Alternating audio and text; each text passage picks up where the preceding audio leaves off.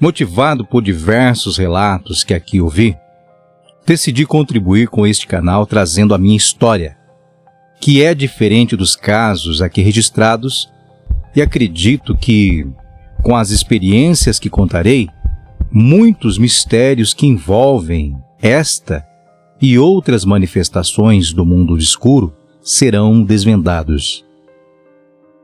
Eu digo que é diferente dos demais casos em razão de diversos fatores que ocorrem comigo, porque, desde a minha infância, tive a minha primeira experiência sobrenatural que desencadeou uma sequência de acontecimentos em todo o decorrer da minha vida. E desde então, também venho recebendo orientações, instruções e proteção de Deus, que desde aquele momento me ilumina de forma que todas aquelas investidas dos cães do inferno não puderam me destruir. Muito pelo contrário, me levaram à superação e à maturidade espiritual que resultaram numa reação contra os poderes obscuros e contínuo combate aos seus principados, potestades e às suas legiões que atuam diretamente no meio da população, com o objetivo de extrair dela, por meio do caos social, o sangue que sustenta as castas demoníacas.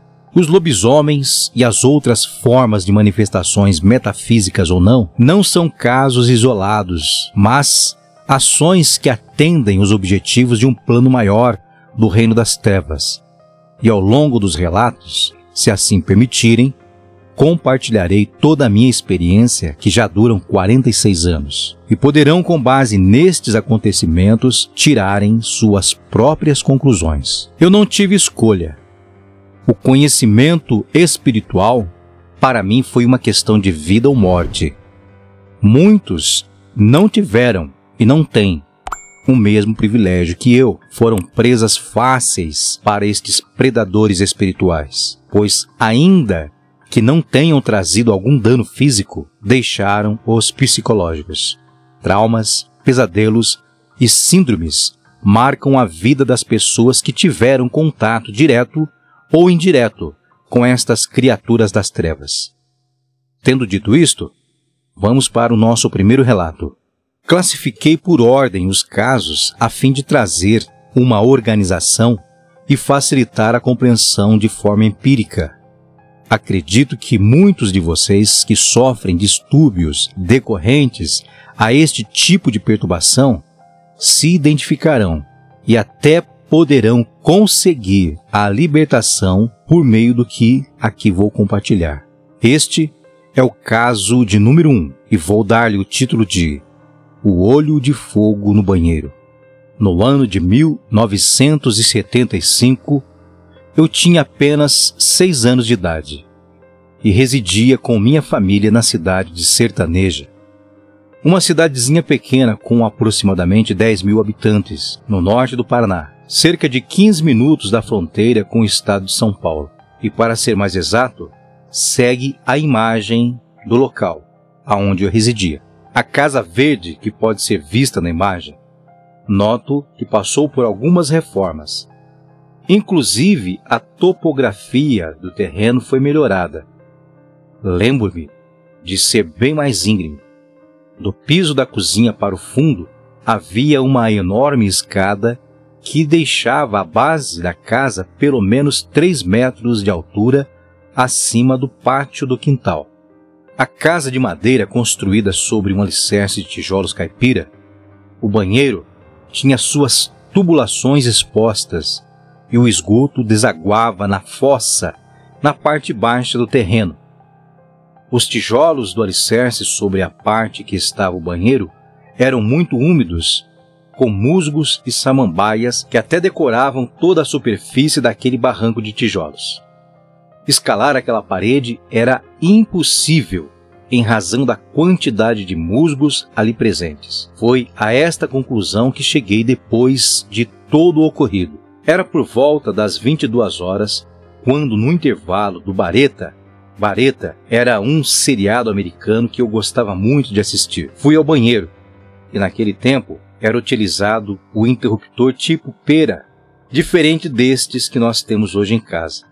Como ainda eu não tinha altura para alcançá-lo e nem problema com o escuro, apressado para voltar para a sala e continuar com o filme, entrei no banheiro e me deparei com um olho de fogo me espiando pelo buraco sob a pia, onde devia ter o cano de saída do esgoto que havia sido removido para manutenção. Aquele avistamento me colocou em choque e ali fui totalmente hipnotizado e paralisado pelo pânico, sem a menor condição de me mover ou emitir som algum, e assim estive por aproximadamente 1 minuto. Até que o transe foi quebrado e o grito que estava entalado em meu peito saiu, trazendo rapidamente minha mãe e minha avó a meu encontro.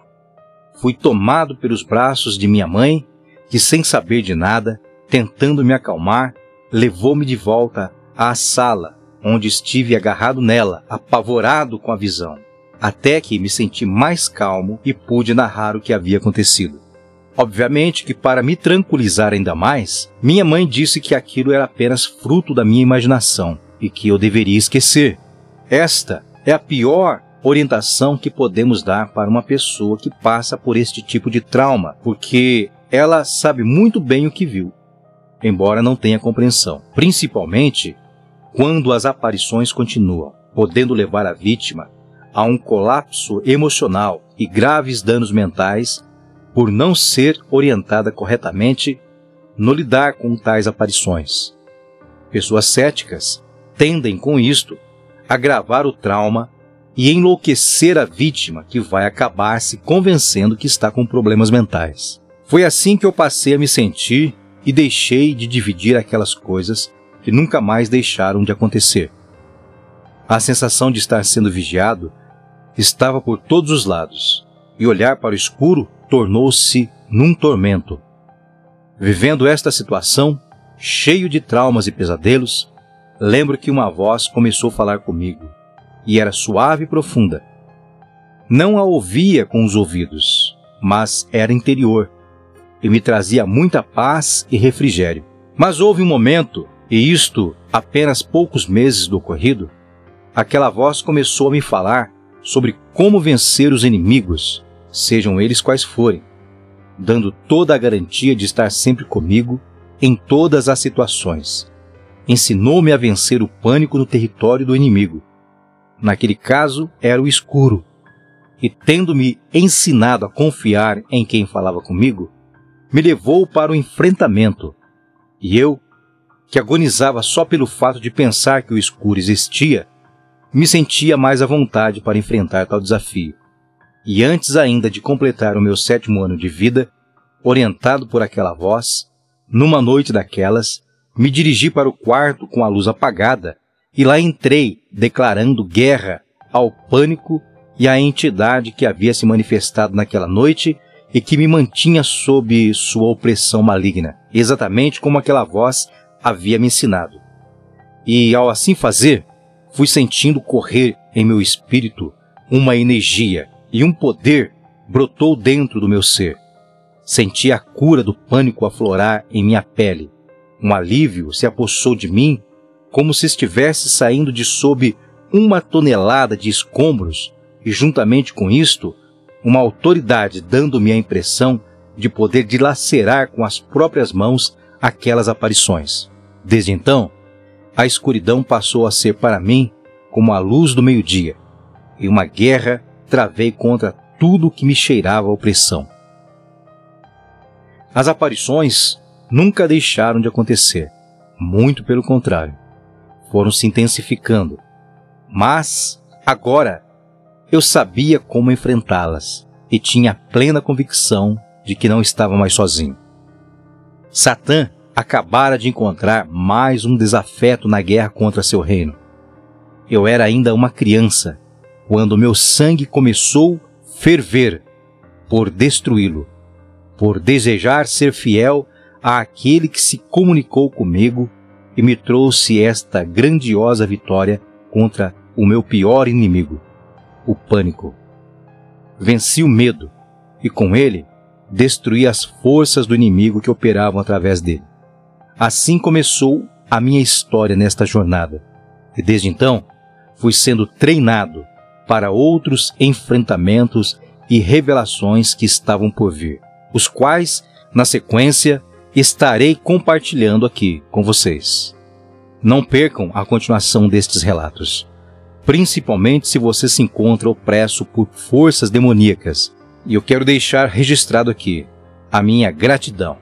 A Jesus Cristo seja toda glória, honra e poder. É a seu trono que devoto toda a minha fidelidade, por tudo que tem realizado, não apenas por mim, mas por todos nós, dando seu sangue naquela cruz, possibilitando a nós o livramento e a salvação. Deus os abençoe e até o próximo depoimento.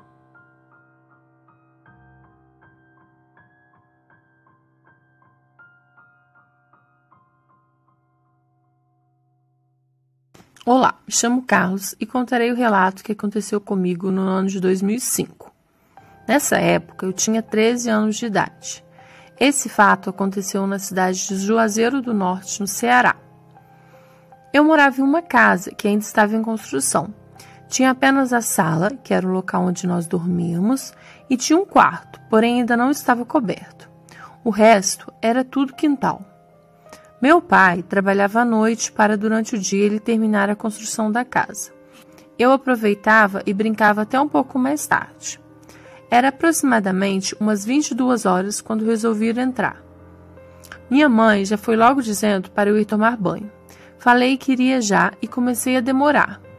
Depois dela ter falado umas 4 ou 5 vezes, ela pegou a cinta e falou novamente para eu ir. Eu baixei a cabeça e fui. Mas fui dizendo vários palavrões e resmungando baixinho. Eu fechei a porta e fui para o quintal. E quando cheguei ao lado da porta do quarto, ao fundo do quintal, eu vi um cachorro de cor preta, aparentemente normal. Mas nós não criávamos cachorro nenhum. Por um segundo, pensei, como que esse cachorro entrou aqui? E senti meu corpo paralisado. Olhei para o cachorro novamente e, perante a Deus, eu vi ele indo para trás de uma parede, só que a sombra dele ficou lá no chão, em forma de um ciclo. Então aquela sombra veio arrastando pelo chão e entrou no quarto, próximo onde eu estava. A sombra parou e foi subindo do chão um homem, todo de preto, com uma capa preta, chapéu preto e olhos vermelhos, como de fogo. E media aparentemente uns 2 metros de altura. Eu, ao ver aquela criatura horrível, dei um grito e saí correndo para onde minha mãe estava. Tranquei as portas, apavorado e com medo. Contei tudo o que vi para minha mãe, que também ficou com medo. O cômodo ficava muito escuro quando se apagavam as luzes e não tínhamos velas ou nenhum abajur. Passaram-se algumas horas e eu já estava deitado na rede, dormindo, quando senti alguém batendo na minha rede. Eu abri os olhos e senti novamente. Pensei que fosse minha mãe, porque a cama dela ficava bem ao lado da minha rede. Mas quando abri a rede para ver se ouvia algo, em meio àquela escuridão, foi aí que o medo tomou conta de mim, pois eu vi 2 olhos enormes, vermelhos, como fogo. Meu coração quase parou. Fechei a rede e fiquei ali chorando baixinho. Eu tentei chamar minha mãe, mas ela não me ouviu. Então, senti como se fosse 2 braços me agarrando na rede e me subindo até o teto. Não tive forças para gritar e acabei desmaiando de medo. Pela manhã, contei o que passei naquela noite, mas minha mãe não acreditou muito. Esse é o meu relato. Boa noite a todos.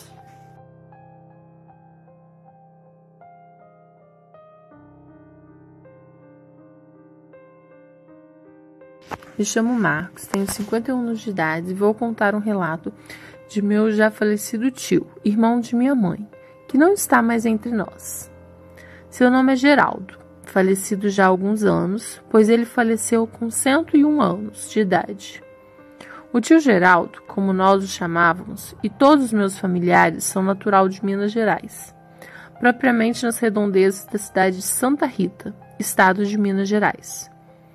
Quando nos reunimos para um delicioso jantar mineiro em família, como sempre fazíamos, torresmo, tutu de feijão com costelinha, ovos, angu, e não podia faltar o maravilhoso queijo mineiro, que naturalmente era o prato principal. Direi na primeira pessoa, como se ele próprio estivesse contando. Como a nossa região estava difícil os trabalhos em fazendas na época de 1927, eu disse à mamãe, pois meu pai já havia falecido. Eu irei procurar trabalho em alguma fazenda por nossas redondezas. E quando encontrar, ficarei trabalhando e na primeira folga volto para avisar para a senhora não ficar preocupada. Pois quando nosso pai faleceu, éramos em 5 irmãos, e eu o mais velho, e o peso da obrigação ficou dividido entre eu e mamãe. Saí e andei praticamente em quase todas as fazendas da região. E como falei, estava difícil, pois até as colheitas de café já haviam cessado. Como as caminhadas eram longas e cansativas, eu não pensei 2 vezes em arriscar a ir mais longe, buscando pousos de outros sitiantes, dormindo em tuias de grãos.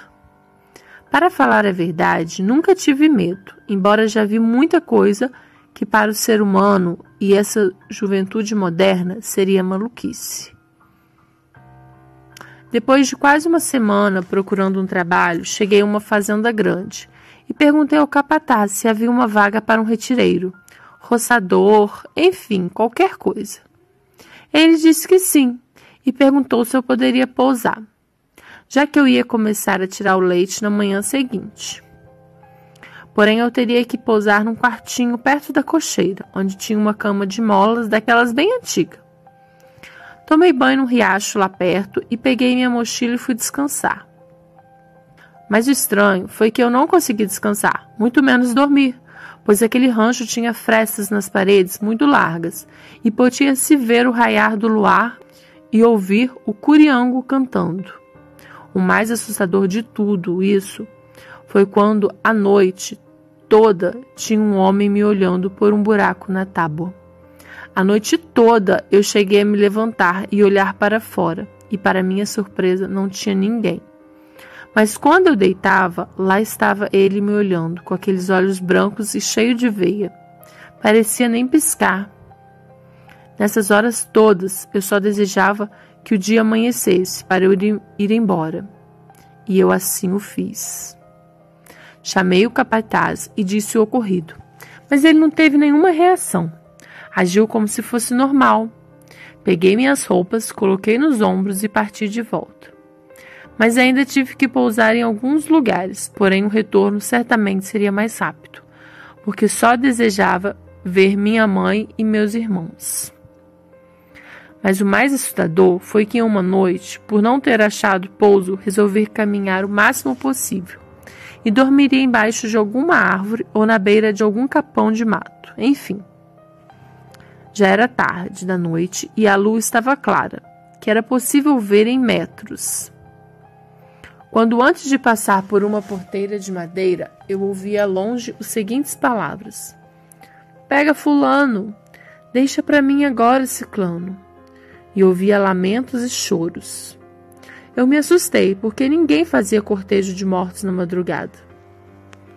Então, tomei a decisão de não passar a porteira, mas havia uma toceira de bambu ao lado da porteira.